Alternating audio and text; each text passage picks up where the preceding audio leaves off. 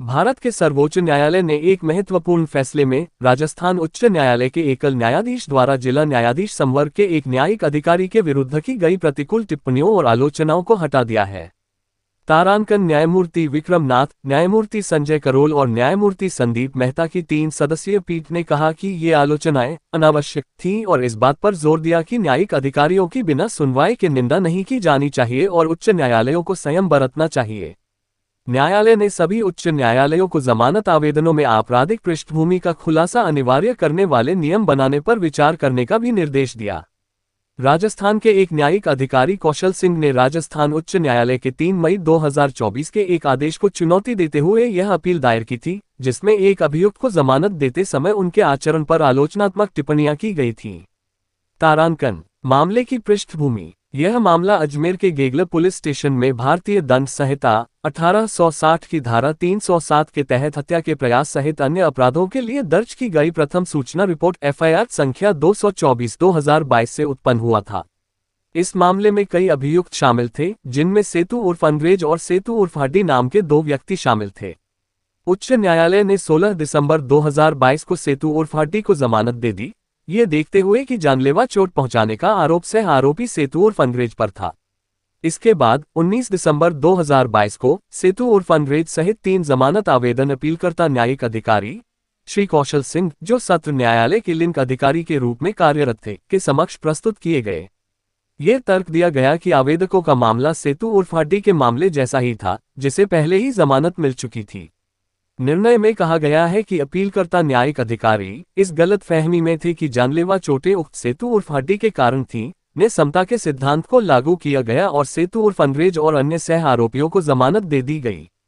आदेश में यह भी कहा गया कि अधिकारी ने उसके आपराधिक इतिहास पर विचार नहीं किया।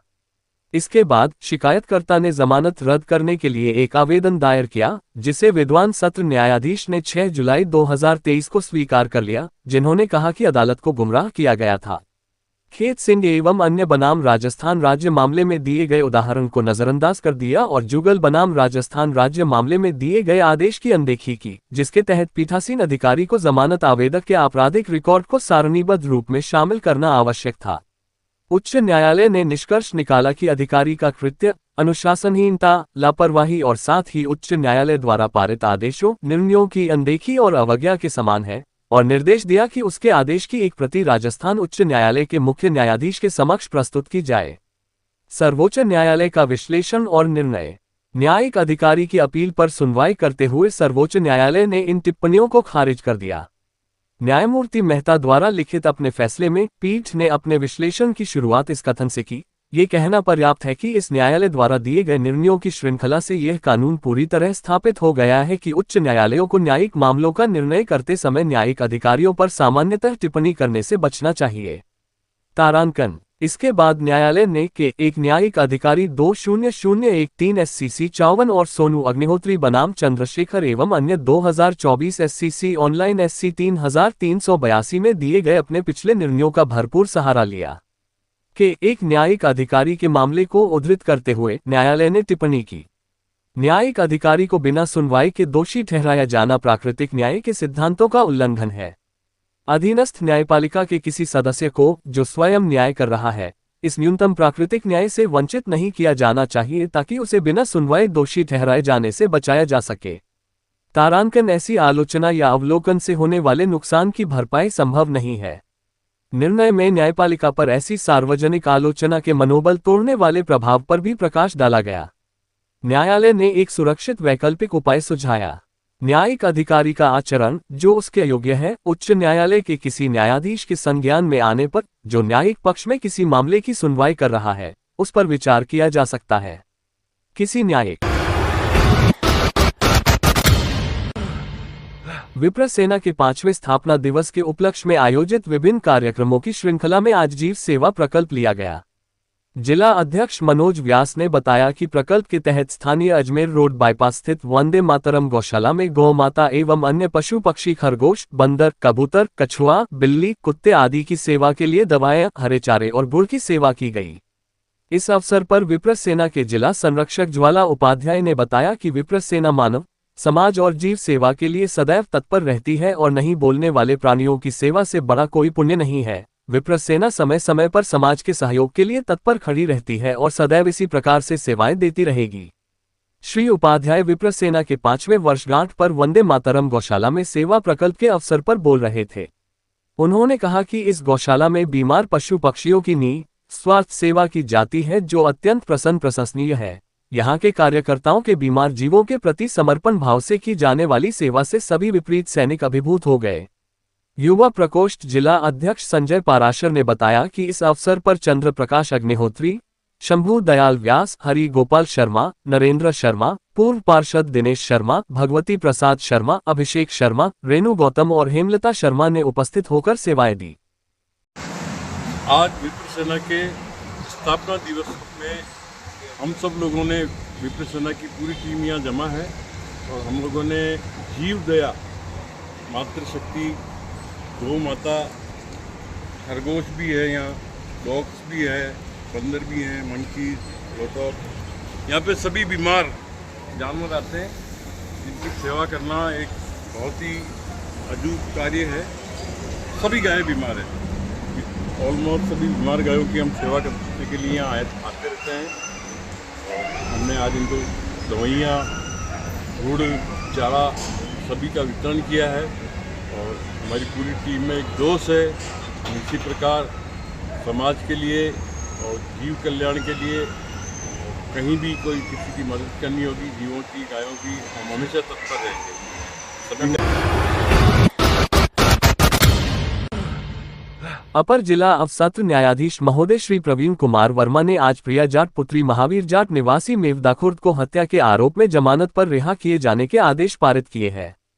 संक्षेप में प्रकरण में तथ्य इस प्रकार है कि दिनांक 15 अगस्त 2024 को पुलिस थाना केकड़ी सदर में परिवादी महावीर जाट निवासी मेवदाखुर्द ने एक रिपोर्ट दर्ज करवाई कि उसके भाई दुर्गालाल की पुत्री पूजा खेत पर जानवर चराने गई हुई थी, तब उसकी अज्ञात व्यक्तियों ने धारदार हथियार से सिर में मारकर हत्या कर दी है। उक्त रिपोर्ट पर पुलिस ने हत्या के आरोप में प्रिया जाट को दिनांक 18 अगस्त 2024 को गिरफ्तार कर न्यायालय में पेश किया, जिसे न्यायालय द्वारा जेल भेज दिया गया।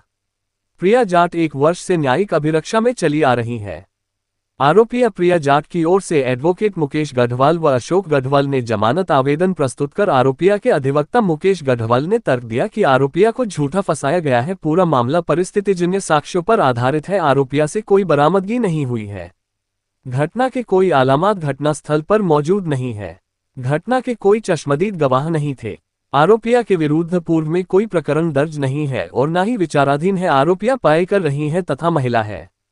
भारतीय दंड प्रक्रिया संहिता की धारा 437 में भी महिला बंदी को शीघ्र जमानत देने का प्रावधान है।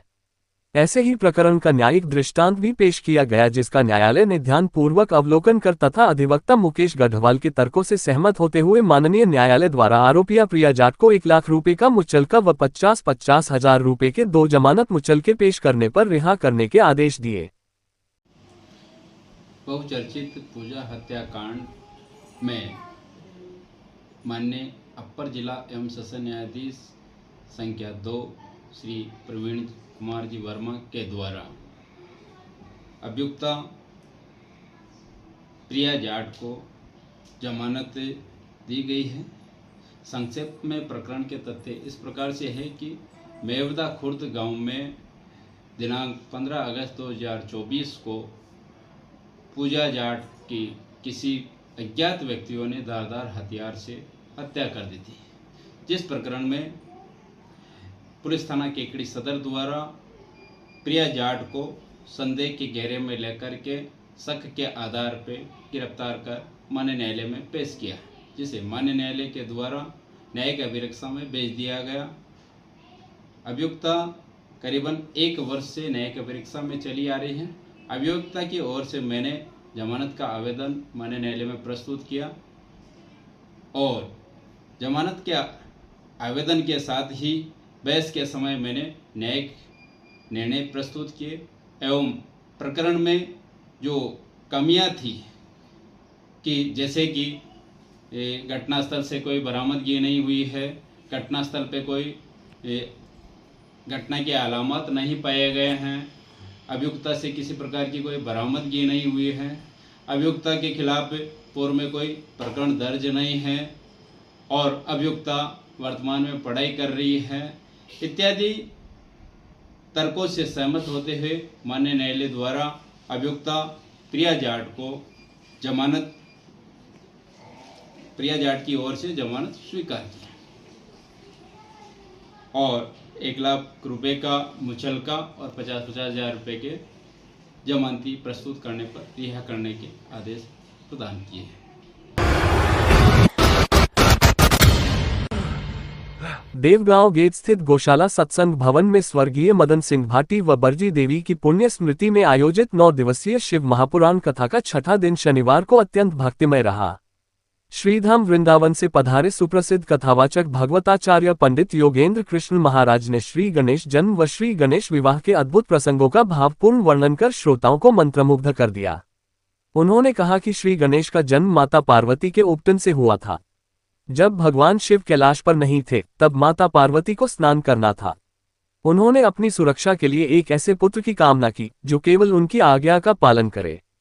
उन्होंने अपने शरीर के उपटन से एक बालक की प्रतिमा बनाई और उसमें प्राण फूंक दिए। यही बालक गणेश कहलाया। गणेश विवाह के प्रसंग का वर्णन करते हुए पंडित जी ने कहा कि जब गणेश जी और कार्तिकेय जी के विवाह की बात चली तब नारद मुनि ने एक प्रस्ताव रखा कि जो पहले पृथ्वी की परिक्रमा करके आएगा उसी का विवाह पहले होगा। ऐसा सुनते ही कार्तिकेय अपने मोर पर परिक्रमा करने निकल पड़े, लेकिन गणेश जी ने अपनी बुद्धि का प्रयोग किया।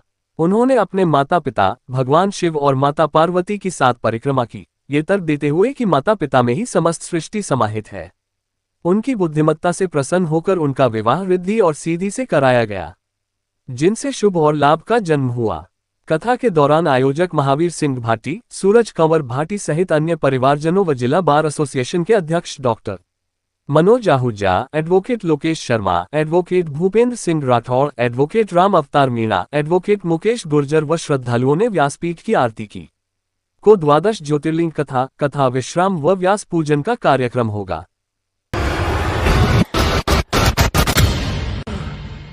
राजस्थान के मुख्यमंत्री भजनलाल शर्मा के केकड़ी आगमन को लेकर प्रशासनिक अधिकारियों ने तैयारियां युद्ध स्तर पर शुरू कर दी है। मुख्यमंत्री के आगमन को लेकर हेलीपैड सहित सभा स्थल पर तैयारियां जोर शोर से चल रही है। मुख्यमंत्री भजनलाल शर्मा 22 जुलाई को केकड़ी विधायक शत्रुघ्न गौतम के जन्मदिन केकड़ी में आयोजित जनसभा को संबोधित करेंगे तथा विशाल रक्तदान शिविर का निरीक्षण करेंगे तथा केकड़ी को 1000 से अधिक के विकास कार्यों की सौगात देंगे। सीएम भजनलाल शर्मा के आगमन को लेकर यहां अजमेर रोड स्नातकोत्तर महाविद्यालय में हेलीपैड तैयार किया जा रहा है तथा अजमेर रोड से बाईपास मार्ग पर सफाई कार्य व सड़क पर पैचवर्क का कार्य किया जा रहा है। नगर परिषद द्वारा हरियालो राजस्थान के तहत जयपुर मार्ग पौधरोपण किया गया है, जो शहर की सुंदरता में 4 चांद लगा रहे हैं। करोड़ों रुपए के विकास कार्यों का होगा लोकार्पण। मुख्यमंत्री भजनलाल शर्मा करोड़ों रुपए के विकास कार्यों का शिलान्यास व लोकार्पण करेंगे। विधायक गौतम ने बताया कि केकड़ी विधानसभा क्षेत्र में करोड़ों रुपए की एमडीआर सड़कें, नवीन बस स्टैंड, बस डिपो व करोड़ों रुपए की सिंचाई परियोजनाओं का शिलान्यास करेंगे। मुख्यमंत्री भजनलाल शर्मा के नेतृत्व में प्रदेश में डबल इंजन की सरकार प्रत्येक वर्ग का ध्यान रख रही है। प्रत्येक वर्ग के लिए योजनाएं चलाकर लाभान्वित किया जा रहा है। उन्होंने कहा कि केकड़ी शहर का योजनाबद्ध तरीके से विकास किया जाएगा। आने वाले समय में केकड़ी में 100 करोड़ से अधिक के विकास कार्य कराए जाएंगे, जिससे केकड़ी शहर की प्रदेश में एक विकसित शहर के रूप में पहचान बनेगी, जिसमें केकड़ी को ग्रीन और स्मार्ट बनाया जाएगा। वहीं विधानसभा क्षेत्र 1000 करोड़ के कार्य कराए जाएंगे, जिसकी पिछले बजट में ही घोषणा हो चुकी है। उन्होंने कहा कि केकड़ी सिटी के चारों ओर रिंग रोड 4 लेन सड़क बनेगी, जो कि प्रदेश के चुनिंदा शहरों में है। गौतम ने कहा कि नसीराबाद देवली 4 लेन सड़क की मुख्यमंत्री भजनलाल शर्मा ने पिछले वर्ष 640 करोड़ रुपए की घोषणा की थी। यह एक महत्वपूर्ण सड़क है। सुप्रसिद्ध भजन सम्राट कन्हैया मित्तल 21 को आएंगे। विधायक शत्रुघ्न गौतम के जन्मदिन की पूर्व संध्या पर यहां जयपुर रोड स्थित कृषि उपज मंडी परिसर में विशाल बाबा श्याम की भजन संध्या का आयोजन किया जाएगा। भजन संध्या में भजन सम्राट कन्हैया मित्तल एक से बढ़कर एक बाबा श्याम के भजनों की प्रस्तुति देंगे तथा बाबा श्याम का अलौकिक दरबार सजाया जाएगा। विधायक शत्रुघ्न गौतम ने केकड़ी श्री श्याम मंदिर के प्रथम पाटोत्सव महोत्सव में भजन सम्राट कन्हैया मित्तल को केकड़ी लाने की घोषणा की थी, जो 21 जुलाई को पूरी हो रही है। भजन सम्राट कन्हैया मित्तल का केकड़ी आगमन को लेकर श्याम प्रेमियों में उत्साह नजर आ रहा है।